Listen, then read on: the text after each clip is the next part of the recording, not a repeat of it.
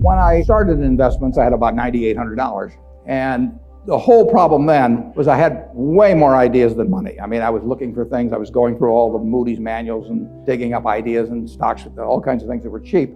But I still only had $9,800. So I would buy something, and then I would find something that looked even cheaper or better, and I would have to sell the first thing to buy the second thing. That was my state for a long time.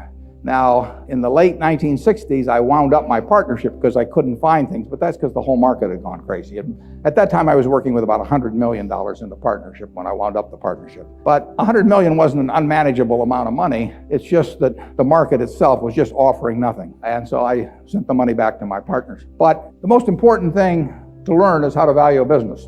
It's also the toughest to explain. You look for certain things that allows you to narrow it down. If I'm a basketball coach, and I see a guy, I'm walking down the campus here, and I see somebody 7 feet tall, I'm interested.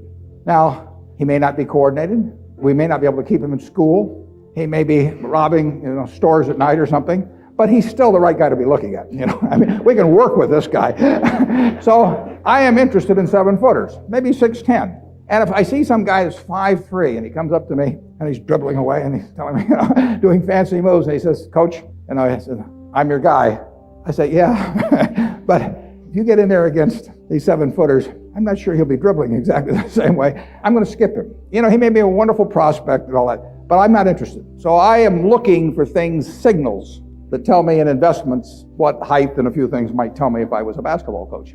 In the end, what I'm going to buy is the business where I feel extremely certain about the competitive advantage, extremely certain about the integrity and ability of the management, and where I think the discounted flow of the cash that business will produce over time makes sense in relation to its current price.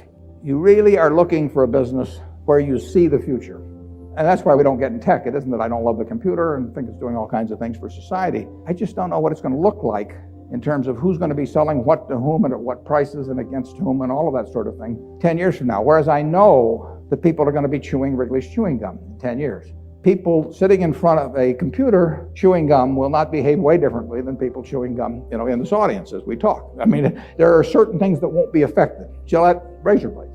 70% of the value worldwide of razors and blades is Gillette. That's after almost 100 years of shaving, and everybody knows what a razor blade does. They all know how to buy the steel. They all know how to sell it through Walmart or whomever. But 70% of the world. Now, part of that's because men don't like to change as much. Men gets happy with something. He doesn't fool around with it a lot. Women are a little more inclined to experiment. But, for $25 a year, something you do every day, what better is the world going to offer you? 70%, just think of that. Coca-Cola, 19 billion cases of Coke products sold a year. Everybody in the world drinking it. Will that change dramatically in the next 10 years? I bet my life against that. We sell See's candy in California. There's 35 million people in California. But here they are, 35 million people. Everybody in California has something in their mind about See's candy. What candies are in your mind? Number one candy bar is Snickers. Number one candy bar 10 years ago was Snickers. Number one candy bar 20 years ago was Snickers. People don't fool around with candy bars. I mean, you cannot come out with lots of new bars and intrigue people. It's not like perfume or other things maybe where people experiment. If you go into the drugstore and you say, "I want a Snickers bar," and it's 60 cents, and the druggist says, "I've got something just as good for 55 cents called Joe Schmo's, caramel and nut bar," you're going to walk across the street.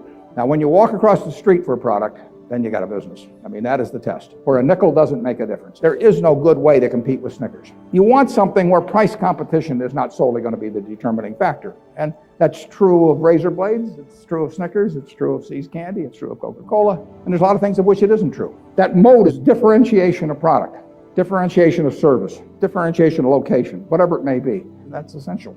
One of the things I did in school, I'd go back and read papers from all the earlier panics and booms and so on. It's just people make the same mistakes over and over again. And they're enormously subject to a herd instinct. And they will go crazy, and it helps in going crazy to have some sort of an excuse that sounds like it's different this time. But the truth is, if I've got $10 in my pocket that I received as a dividend from a business, it doesn't make any difference whether that came from Wrigley's Chewing Gum or from an internet company. I mean, the money spends the same.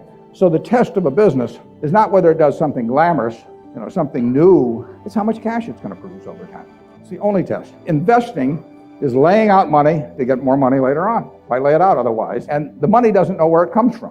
Where it comes from may determine something about the enduring competitive advantage and all that sort of thing.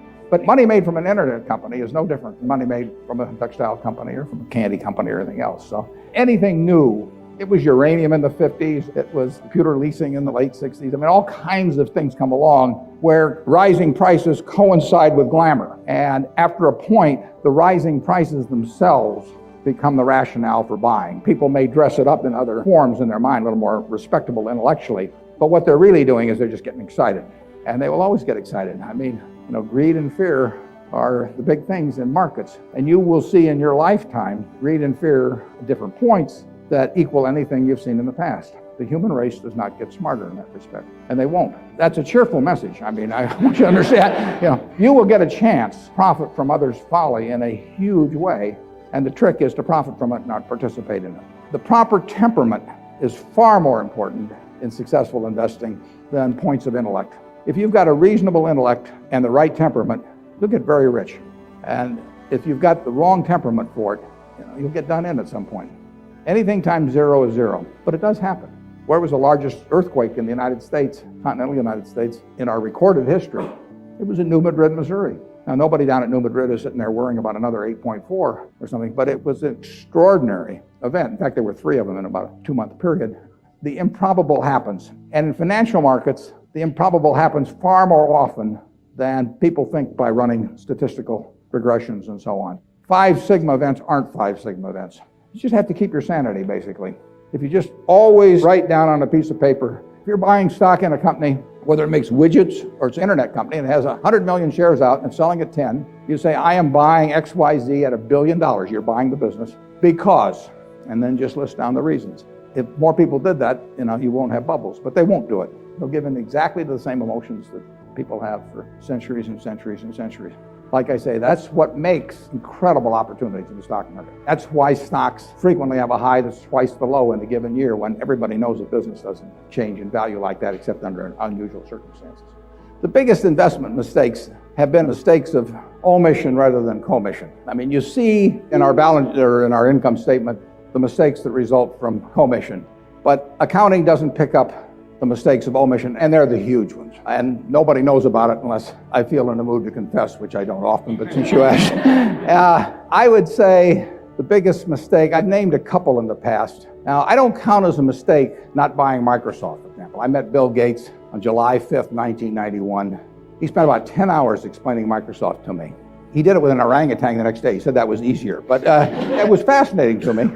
And I knew he was a terrific guy and a terrific manager, and Microsoft was a terrific company. So I went back and bought 100 shares just to keep track of it. But I didn't know enough to make the decision. I really didn't know what other people were doing in the field. So it was outside of what I call my circle of competence. And the important thing in investing is not how big your circle is, it's knowing where the perimeter is so that you stay within the circle. And that costs billions of dollars, never shows up in our financial statements. An example I use more often now, more recent, was I set out, this is even worse, I set out to buy 100 million shares pre-split, 200 million shares of the present stock of Walmart about 5 or 6 years ago. It was at $23 a share, so it would have cost us $2 billion free if we bought it.